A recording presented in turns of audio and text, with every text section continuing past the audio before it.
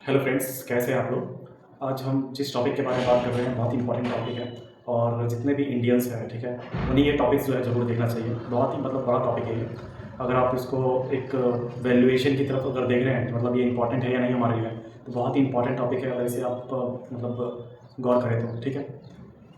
तो ये जो टॉपिक मैं आपको बताने जा रहा हूँ ये बहुत ही इंपॉर्टेंट टॉपिक है इंडिया के लिए और गवर्नमेंट के लिए भी ये बहुत ही इंपॉर्टेंट टॉपिक है अगर वो ध्यान से गौर करें इस चीज़ को। ओके, तो सर चलिए सबसे पहले हम स्टार्ट करते हैं। बाकी चीज़ें हम लास्ट में बात करेंगे कि मैं ये जो डिटेल्स आपको बता रहा हूँ ये डिटेल्स क्यों इतनी इंपॉर्टेंट है इंडिया के लिए। ओके, दूसरी कंट्री की हम बात नहीं करेंगे, हम इंडिया की ही बात करेंगे कि ये हमारी कंट्री के लिए इतने वैल्यूएबल क्यों है, ठीक है।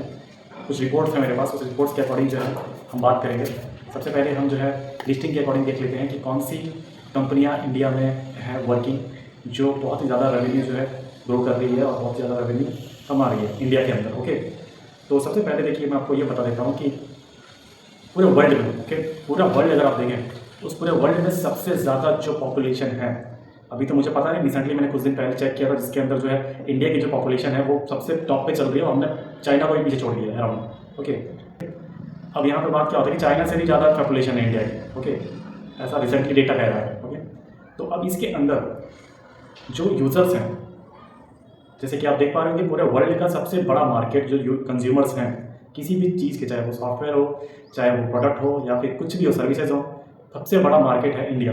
हर एक कंट्री ये चाहती है कि उसका जो भी मार्केट है वो इंडिया में इस्टेब्लिश करे ताकि वो ज़्यादा तरीके से ग्रो कर पाए। क्यों? क्योंकि पॉपुलेशन बहुत ज़्यादा है, कंज्यूमर ज़्यादा है यहाँ पर। ओके, तो मैं सबसे पहले मैं आपको स्टार्ट करते हैं, हम जो भी कंपनियाँ हैं उनका नाम मैं लूँगा आपके सामने, जो भी कंपनियाँ हैं उनका नाम लूँगा, उसके साथ साथ कितना वो रेवेन्यू जनरेट कर रही है, ठीक है, इसकी भी हम जो है बात करेंगे। ठीक है, सबसे पहले जो आपकी कंपनी आती है जिसे हम लगभग 10-12 साल से तो मैं ही यूज़ कर रहा हूँ, फेसबुक का जो ईयरली जो रेवेन्यू जनरेट कर रहा है अराउंड 3500 से 4000 करोड़। ओके, लिंक्डइन का शायद आप लोगों में से किसी ने सुना ना हो, बहुत कम लोग अभी यूज़ करते हैं उसे, अभी उतना ट्रेंडिंग में आया नहीं है लिंक्डइन। उसके अंदर 2000 करोड़ के अराउंड जो है पर ईयर का उसका रेवेन्यू जनरेशन है। प्लस पिंटरेस्ट आपने देखा होगा कभी आप इमेज वगैरह सर्च कर रहे होंगे एचडी में, तो समटाइम्स क्या गूगल पे जो है वो आपको रिफ्लेक्ट कर देता है कि यहाँ से आपको एचडी डिटेल्स मिल सकती है अगर आप लॉगिन करके डाउनलोड करते हैं तो उसका है $3 बिलियन। ओके, 3 बिलियन का तो मुझे पता नहीं, मिलियन का पता है कि 1 मिलियन का 10 लाख होता है, तो 3 बिलियन का कितना होता है आप कैलकुलेट कर लेना। इंस्टाग्राम जो है या व्हाट्सअप जो अभी रिसेंटली डेटा है लगभग 2025 का, वो है 3792 करोड़। ओके, ये व्हाट्सअप और इंस्टाग्राम में दोनों का बता रहा हूँ। ट्विटर का है 21 CR, ठीक है। उसके बाद स्नैपचैट, जो भी बहुत ही यंग लोग जो है वो ज़्यादा स्नैपचैट यूज़ करते हैं, वो तकरीबन उसका ईयरली जो रेवेन्यू है 101 करोड़ पर ईयर का। अमेजॉन है आपका, ओके, अमेजॉन जो यूज़ करते हैं हम कुछ परचेस वगैरह करने के लिए, 30,000 CR अराउंड नियर बाय, ठीक है, ईयरली उसका रेवेन्यू जनरेशन हो जाता है। वॉलमार्ट 55,000 CR करोड़, ठीक है। उसके बाद एप्पल, जो हम एप्पल के प्रोडक्ट्स यूज़ करते हैं ना, जैसे वॉच वगैरह भी होती है शायद उसकी, फ़ोन वगैरह, मैं तो कभी देखा ही नहीं फ़ोन, मतलब मेरी हैसियत ही नहीं है फ़ोन लेने की एप्पल की। उसका जो है अराउंड 70,000 CR इंडिया का जो बता रहा हूँ मैं। उसके बाद माइक्रोसॉफ्ट जो हम लोग यूज़ करते हैं अपने लैपटॉप या कंप्यूटर में, ठीक है, उसका है 20,000 CR। ओके, देन गूगल तो हमें पता ही, गूगल तो सभी जानते हैं, सभी यूज़ करते हैं। गूगल का लगभग विदाउट जो एडवर्टाइजमेंट उसका होता है ना, 5,921 करोड़ हुआ था लास्ट ईयर में, जिसमें अगर एडसेंस के साथ करें, ऐड के साथ, तो 30,000 CR गूगल की इनकम है। इंटेल 12,000 CR, NVIDIA, ठीक है, 8,000 से 10,000 करोड़ के आसपास। फिर उसके बाद आपकी कंपनीज आ जाती है यूट्यूब, जिस पे हम वीडियोस वगैरह देखते हैं, वीडियोस अपलोड करते हैं, ठीक है, 12,000 CR, 12,000 करोड़, ठीक है ना। Netflix 6,000 CR, McDonald's 25,000 CR, sorry 2,500 CR near by, ठीक है, नियर बाय बोल रहा हूँ, एग्जैक्ट डेटा मुझे नहीं पता है। स्टारबक्स 1300 CR यानी 1300 करोड़। KFC चिकन जो होता है KFC वाला 3500 CR। Domino's pizza 5,000 CR। Naik जिसके जूते वगैरह आते हैं 1,300 CR, ठीक है, 1,300 करोड़। फिर आपकी जो सबसे बड़ी कंपनी है, जो बेवरेज की कंपनी है, जिसे आप भी जानते होंगे, कोका कोला, ठीक है। अभी आपने देखा होगा कोका कोला के अंदर कई कंपनियां मर्ज हो गई हैं, जैसे थम्स अप है, स्प्राइट है, ठीक है, उसके बाद फेंटा है, माजा है, लिम्का है। इनके ढक्कनों पे देखना कोका कोला लिखा होगा, लेकिन नीचे होगा लिम्का। अभी इससे नहीं चल रहा, पहले तो नहीं था। तो इसकी भी इनकम जो है ईयरली बेस पे अगर आप देखेंगे, ओके, तो वो है लगभग 4,000 CR से 5,000 CR।